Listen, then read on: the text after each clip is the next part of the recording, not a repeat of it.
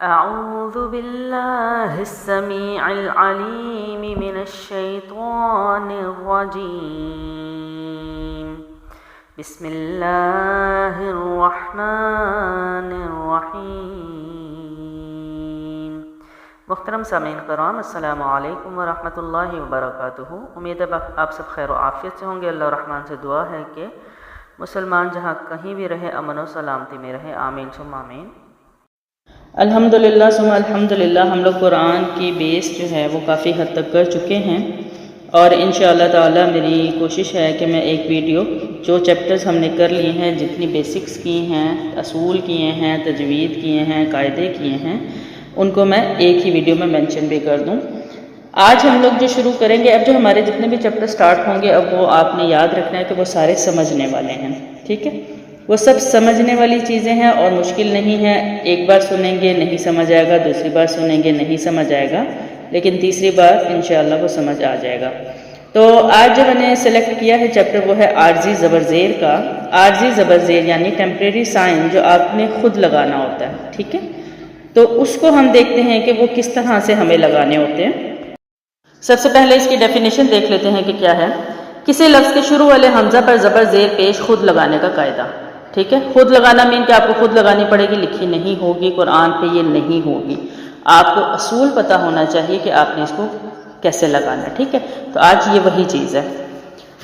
سب سے پہلے دیکھیے زبر لگانے کا اصول، تو آپ نے اس کا پوائنٹ یاد رکھنا ہے۔ قرآن مجید کے وہ تمام ایسے الفاظ جو الف اور لام سے سٹارٹ ہوتے ہیں، الف بھی خالی ہوتا ہے، لام بھی خالی ہوتا ہے، لیکن لکھے ہوتے ہیں، ان کے اوپر یعنی اس کے الف پر ہمیشہ زبر لگتا ہے، یعنی اس کے حمزہ پر ہمیشہ زبر لگتا ہے، ٹھیک ہے؟ قرآن مجید کے وہ تمام الفاظ جو الف اور لام سے سٹارٹ ہوتے ہیں، اس کے حمزہ پر ہمیشہ زبر لگا کے پڑھا جاتا ہے۔ جیسے مثال دی ہوئی ہے الرحمن، اب یہاں پر الف اور لام خالی ہے، لیکن چونکہ ہم اصول پڑھ رہے ہیں کہ الف اور لام سے جو حرف یعنی جو لفظ سٹارٹ ہوتا ہے، اس کے حمزہ پر الف پر ہمیشہ زبر لگا کے پڑھتے ہیں۔ اچھا، یہ ہمارا پہلا پوائنٹ تھا، ٹھیک ہے؟ قرآن مجید کے وہ تمام الفاظ جو الف اور لام سے سٹارٹ ہوتے ہیں، اس کے حمزہ پر الف پر ہمیشہ زبر لگا کے پڑھا جاتا ہے، ٹھیک ہے؟ کلیئر ہے؟ دوسرا، زیر یا پیش لگانے کا اصول، یعنی زیر اور پیش کب لگتی ہے، تو اس کے لیے یہاں پر ایک ہی پوائنٹ، یہاں پر تیسرا پوائنٹ بھی انہوں نے دیا ہوا ہے، لیکن میں دوسرے پوائنٹ میں ہی سارے تینوں پوائنٹ کور کر دیتی ہوں، جو کہ میں شارٹ میں کرواتی ہوں۔ اگر آپ شارٹ کرنا چاہتے ہیں شارٹ بھی کر سکتے ہیں، لانگ کرنا چاہتے ہیں تو اس کا لانگ طریقہ بھی ہے، یعنی اس کو مزید ڈیٹیل کے ساتھ، لیکن آسانی یہ ہو جاتی ہے کہ میں شارٹ میں ہی یہ دونوں پوائنٹس ایک ہی لائن میں کور کروا دیتی ہوں۔ اچھا، اس کا دوسرا پوائنٹ دیکھ لیتے ہیں۔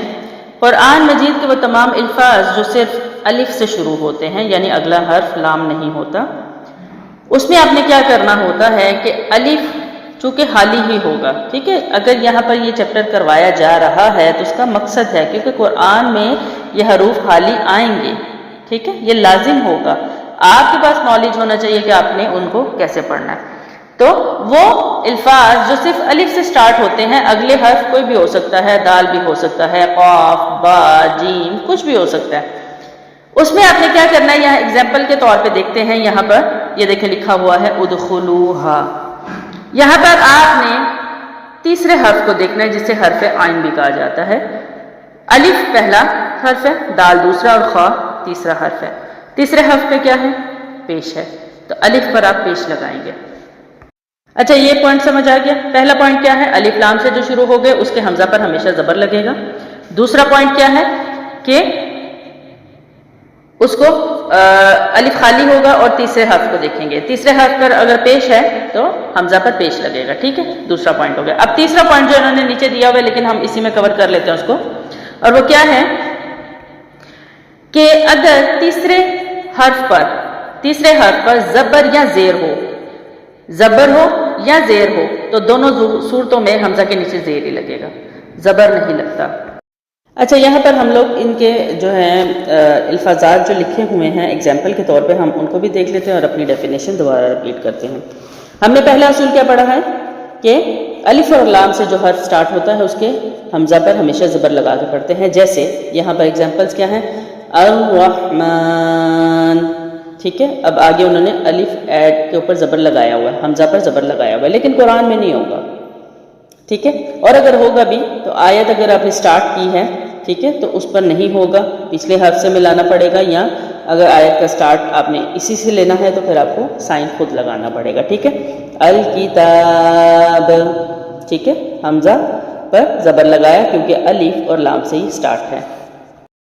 اس کے بعد ہے زیر یا پیش لگانے کا اصول, اور وہ کیا ہے کہ حمزہ خالی ہے.